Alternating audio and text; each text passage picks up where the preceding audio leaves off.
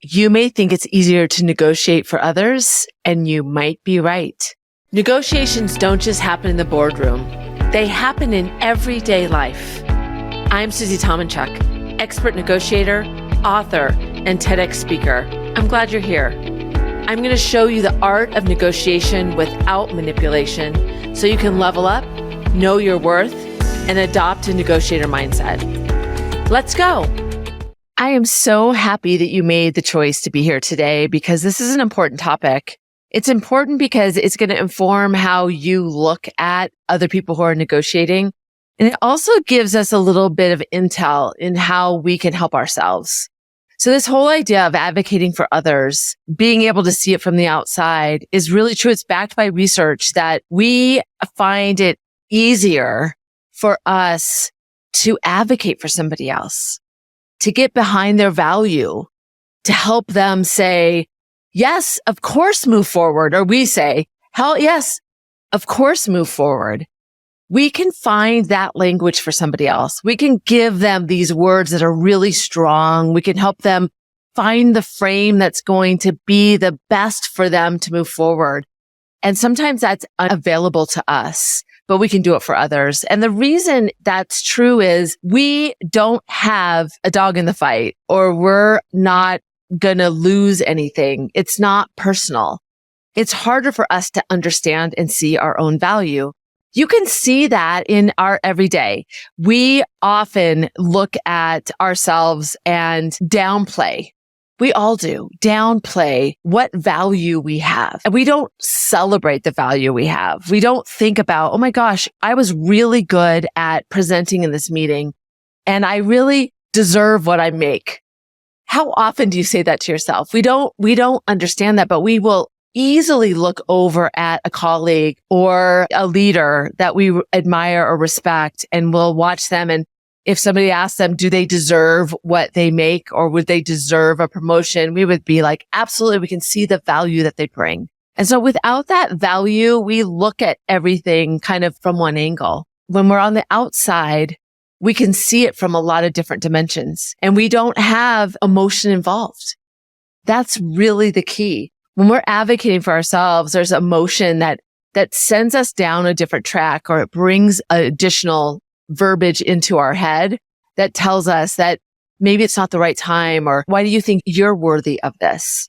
So it's easier for us to advocate for others and be that person. And we can do it even when they don't ask us. We could do this in a lot of different ways. So I wanted to challenge you to really be thinking about and observing for yourself what it feels like to advocate for others, as I talk about some of the things you can do and share some stories, and observe how it's so much easier for you to show other people their value, why it's so easy for you to frame and ask for somebody else. Be an observer of that, because it's certainly true. And the reason is because we can see it from a side that is like, before we're in the negotiation, right? We're not facing the faces. We're not looking at the ask that we're doing. We don't have to do all that. So we can see it from just a really objective view. We can look at it. We're not zoomed in because emotions make us zoom in. We're not zoomed in. It allows us to take a lot of different perspectives and see it from a lot of different angles. And we don't have anything at risk. That's why there's so much power in advocating for somebody else. It gives them some momentum, some courage. So it's important to do. It's such a powerful thing to be aware of, because as you go through your day, there are times that you can make a simple investment in somebody around you that could inspire them to have the courage to move forward. People say to me, I feel like I have a little Susie on my shoulder. And I love that. But that's because they need somebody. They want to hear it from somebody else's voice, because when it goes through their head, it's being translated into all these different barriers of decreasing the strength of what they're asking for. So I want you to think about, how can you be that little Susie? You can be that person for somebody else, and how can you advocate for them? And when you do that, it builds a muscle. It makes you aware of how you can do it for yourself. So it's such a win-win, to use a negotiation term, to think about this and be really cognizant of it. And as a leader, as a colleague, as a leader, there's so many examples of how we can advocate for others in so many different ways to help get their idea advanced, to help their voice be heard, to pull out some of the great points that they have. Because when we're aware of this idea that we advocate better for others because we see it, we know that it could be a natural tendency that somebody doesn't feel as strong about the value they bring. So we can identify in that moment, listen, how can I add and amplify what you said? How can I just ask a question in the meeting and do something to help you feel elevated so that you can get that voice? That's such a great way as a leader, as a colleague. So I want you to think about this whole idea of we have strength in advocating for others. There's so much to it that you can start doing for others, and it will help you and inspire you to build the muscle for yourself as well. So when I come back, I'll give you some stories to help you apply this and give you some things to really think about, man, you got to stop doing today.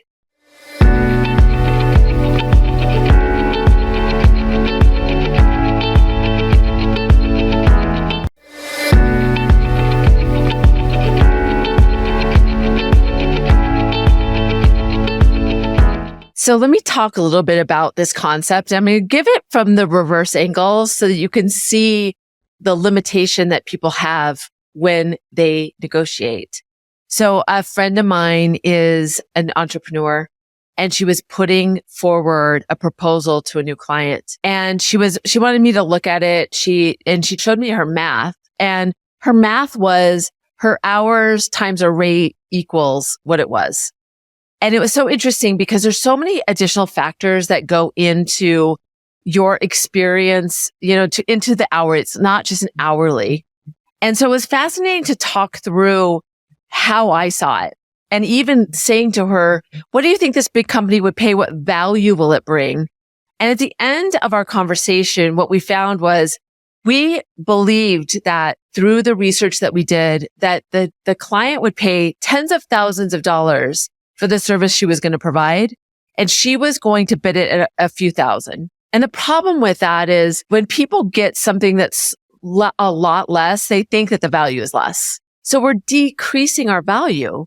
And so what we did was I helped her look at it from a lot of different factors, considering her hourly. So instead of her looking at it as a math equation, she was looking at hours plus rate equals this.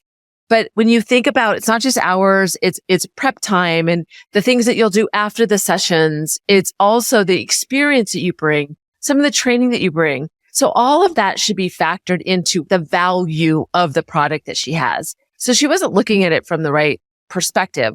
I also was able to pull some market research to see what the value was. We talked about what was the value that the input, the ROI, what would the client get out of it? How could she look at it from their perspective to say, oh my gosh, this is going to affect 50 people. It's going to increase their ability to get things done to this amount of money. And even if it was fictitious, going through some of the ways that they could be looking at this, it allowed her to zoom out. It allowed her to see it from somewhere else, because what happens is when we're in a negotiation, when we're feeling emotional or our value is decreased because we only see it from our side, we limit ourselves. So having somebody from the outside help you color in the picture. It's really literally like thinking about playing poker.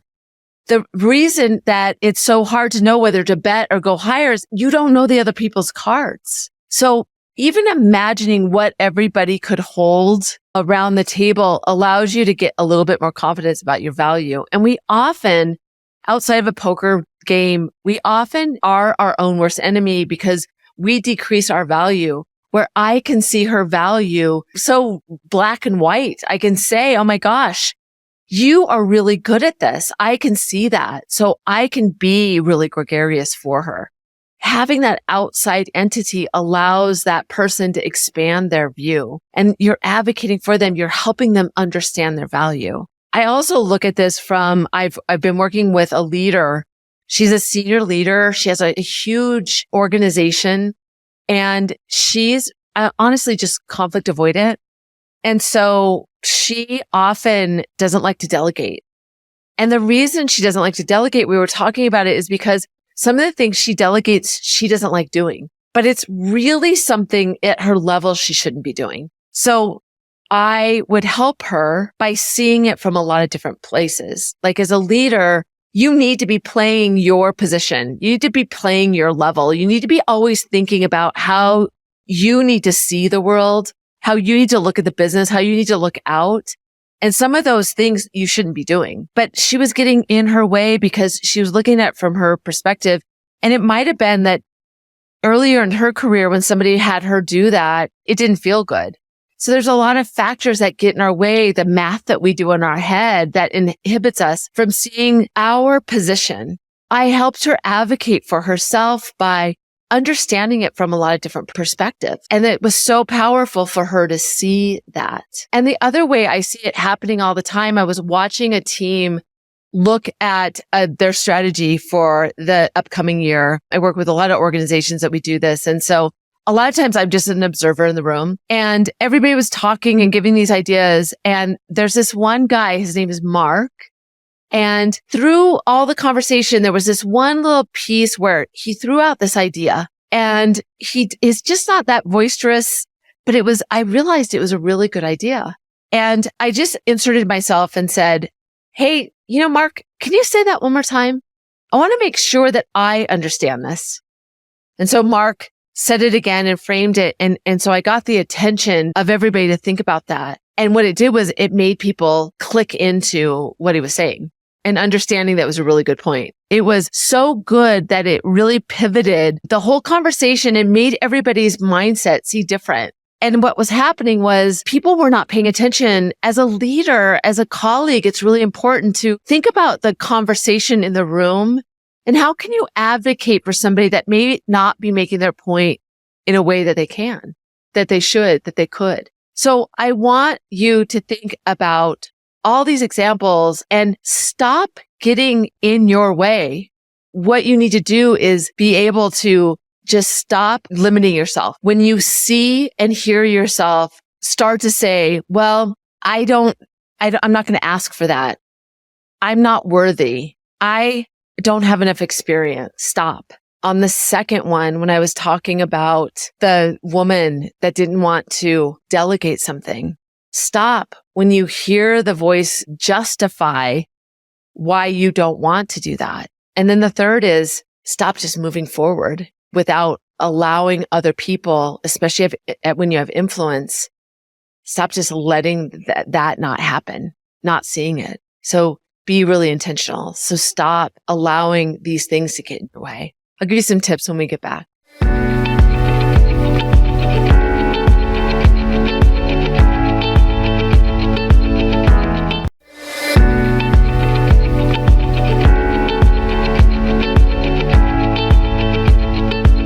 I really want to talk about the tips and what you can really think about and start doing, especially thinking about being from the outside and how can you advocate for others, and also being aware when you're diluting your own value.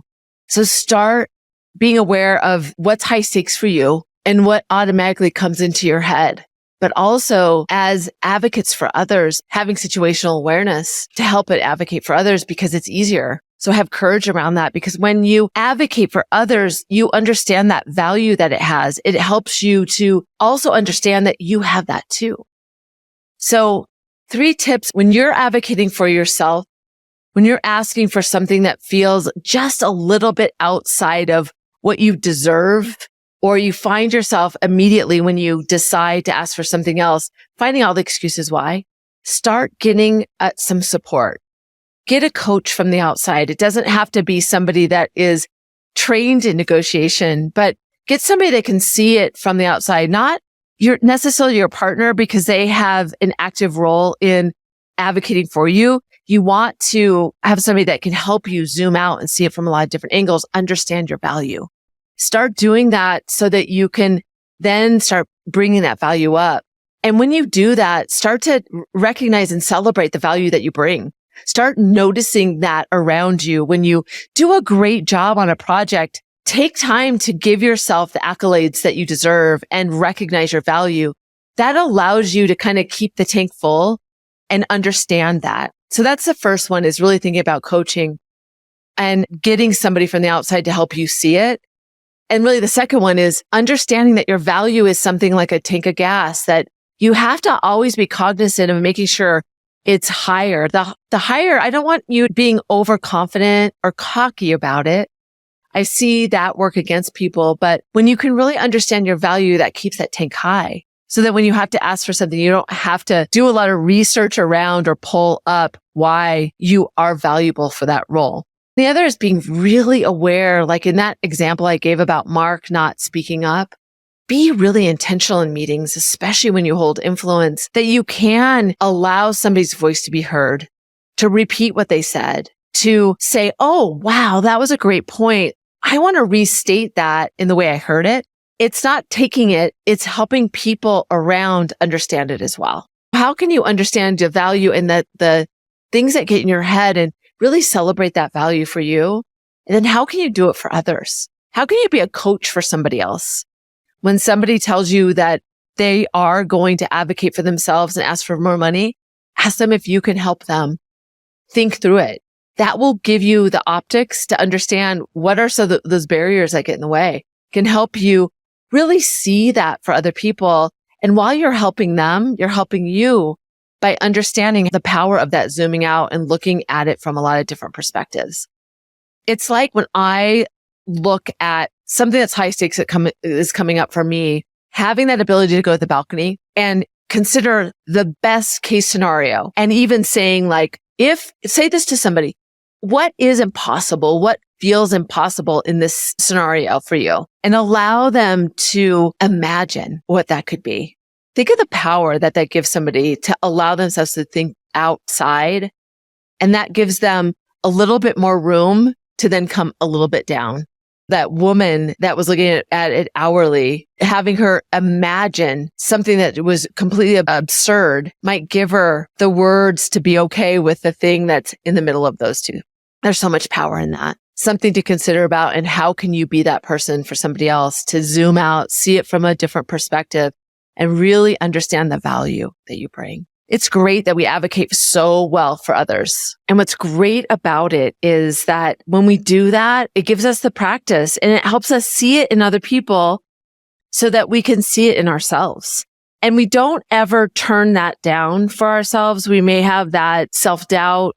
We may not feel our value, but the more that we can practice that, the more we can turn down that intensity of it and have some more objectivity, or be able to understand what we need to do. I always tell people to spend a lot of time preparing so you can be in aware, which is the second, so you can be really objective, so you have a plan. When you have a plan, you could even give that plan to yourself in the moments of, all right, I feel really triggered right now. I don't see my value. What resources do I need? Whether it's brainstorming yourself or really asking somebody from the outside to give you that lens, that zoom out, that perspective, so you can get what you want. Start really seeing this in every place that you can help someone else and be that advisor for them. And remember, that's great for them. It's also giving you the muscle that you need to be better at finding your own value and advocating for yourself. Really embrace the fact that we're better for other people because it's better for them and for you. I'll be right back.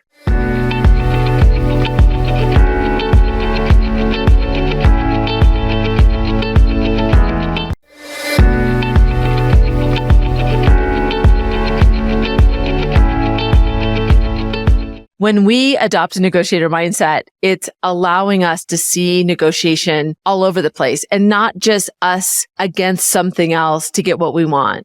It's looking at high stakes situations and identifying them and saying, okay, this is high stakes for me. I need to move through this carefully. But it's also being aware of when somebody else is in a situation where they're not able to see their own value, whether it's around the board table. That's very old school. Whether it's in the virtual room, when you're meeting, be really present, especially if you hold the influence in that room. You owe it to the people around you It's your responsibility to how do you help their voice be heard? How do you advocate for others? How can you help them find their value and amplify that in the moment when it's necessary for them to further their cause? That helps them create that confidence for themselves, those habits for themselves. But it also gives you a different view. It helps you understand the impact. When I talk to people all the time about this, I'm always learning. I'm always learning some different angle to help others see it. And I'm always learning. This is not something that just comes and goes, or it's something that you click in, you plug in, and then you always have. So I want you to think about, when I think about a powerful question for you today, I want you to think about, when are you watering down your message? When do you feel that you understand and you've honed your value, but yet when you get in front of that other person, you use those words that aren't as bold, or you say it boldly, but then you say, but if you can't get that, I'm okay with that. What are you doing to water down your message? And then how are you helping others? Have you been taking a mindful approach around how can you amplify somebody else's voice? How can you help them understand their value? You are in a place where you have the objectivity that they need, so you can be that outside source to help them zoom out and see the entire table so that they can come up with their position. They can find a number that is more sound to their value, or even be able to get really clear about saying what their idea is in the moment. When you amplify that, they might be learning how to frame that better, or not be so apprehensive about letting their voice be heard. Think about you watering down your message. Are you doing that? Be an observer of you. And how are you stepping in and advocating for others? Because you should be doing with ease. I so appreciate you. I'm so glad you are here. I will talk more about this, an extended version of some additional tips of this in my newsletter. So head over to negotiationlove.com, join the weekly free email with some additional tips. I'd love to have you join the conversation there and be a part of that network as we all grow this muscle to adopt a negotiator mindset. So remember, negotiation is more than a skill. It truly is a mindset. And this is where you build it. Thanks for being here.